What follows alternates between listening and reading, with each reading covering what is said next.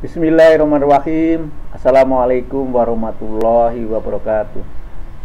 Bapak dan Ibu Guru seluruh Indonesia, salam kenal dari saya Margiono, Guru SDN nomor 1 Dompu, Provinsi Nusa Tenggara Barat.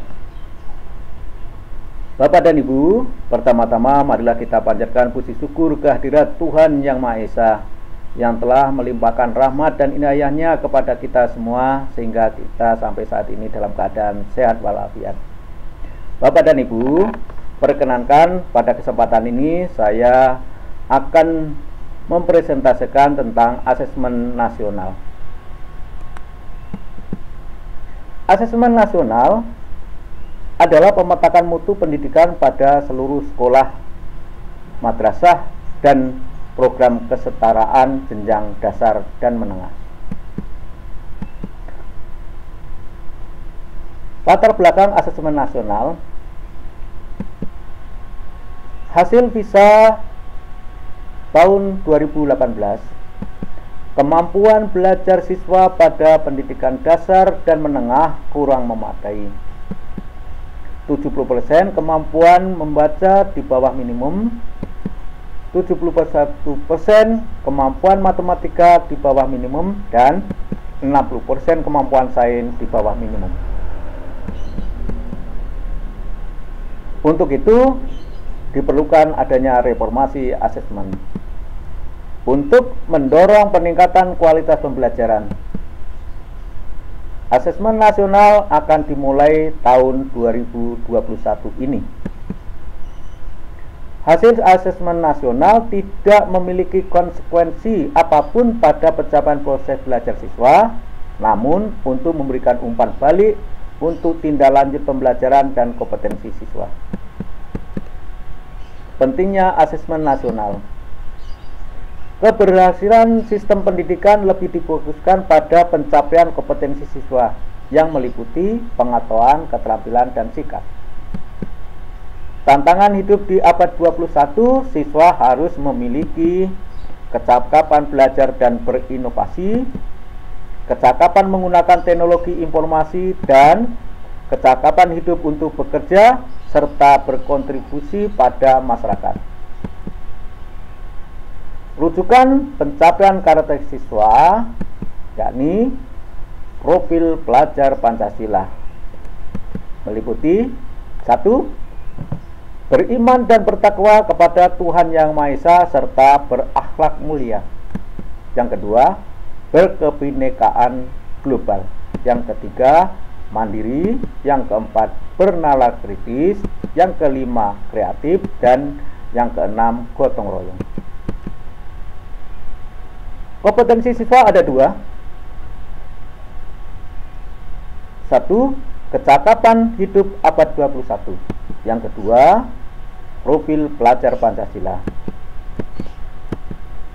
Diukur melalui asesmen nasional meliputi asesmen kompetensi minimal, yang kedua survei karakter, dan survei lingkungan belajar. Konsep asesmen nasional adalah program penilaian terhadap mutu setiap sekolah. Mutu sekolah dinilai berdasarkan hasil belajar siswa yang mendasar, yakni literasi dan numerasi, karakter serta kualitas proses belajar mengajar, dan iklim satuan pendidikan yang mendukung pembelajaran. 3 unsur utama. 1. AKM mengukur kompetensi mendasar literasi numerasi siswa. 2. Survei karakter mengukur sikap, nilai, keyakinan, dan kebiasaan yang mencerminkan karakter siswa. Dan yang ketiga, survei lingkungan belajar mengukur kualitas berbagai aspek input dan proses belajar mengajar di kelas maupun di tingkat sekolah. Tujuan dan manfaat asesmen nasional. Tujuannya untuk menghasilkan informasi akurat guna memperbaiki kualitas belajar mengajar yang pada gilirannya akan meningkatkan hasil belajar siswa. Manfaat asesmen nasional. 1. Sebagai potret kualitas pembelajaran di sekolah atau daerah. Yang kedua, umpan balik peningkatan kualitas pembelajaran di sekolah atau daerah. Dan ketiga, dasar untuk penyusunan program peningkatan kualitas pembelajaran di sekolah atau daerah. Apa sih perbedaan asesmen nasional dan ujian nasional? Kriteria pembandingnya, yang pertama tujuan pelaksanaan, jenjang penilaian, level siswa, subjek siswa, model soal, sasaran penilaian, metode penilaian. Yang pertama, tujuan pelaksanaan untuk asesmen nasional untuk mengevaluasi mutu terkait sistem satuan pendidikan, sedangkan ujian nasional untuk mengevaluasi capaian hasil belajar murid secara individu. Jenjang penilaian untuk asesmen nasional SD, MI, SMP, MTS, SMA, MA, SMK, dan program kesetaraan jenjang dasar dan menengah. Sedangkan untuk ujian nasional SMP, MTS, SMA, MA, dan SMK. Level siswa. Asesmen nasional kelas 5, kelas 8, dan kelas 11.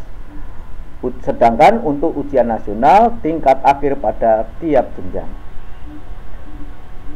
Subjek siswa.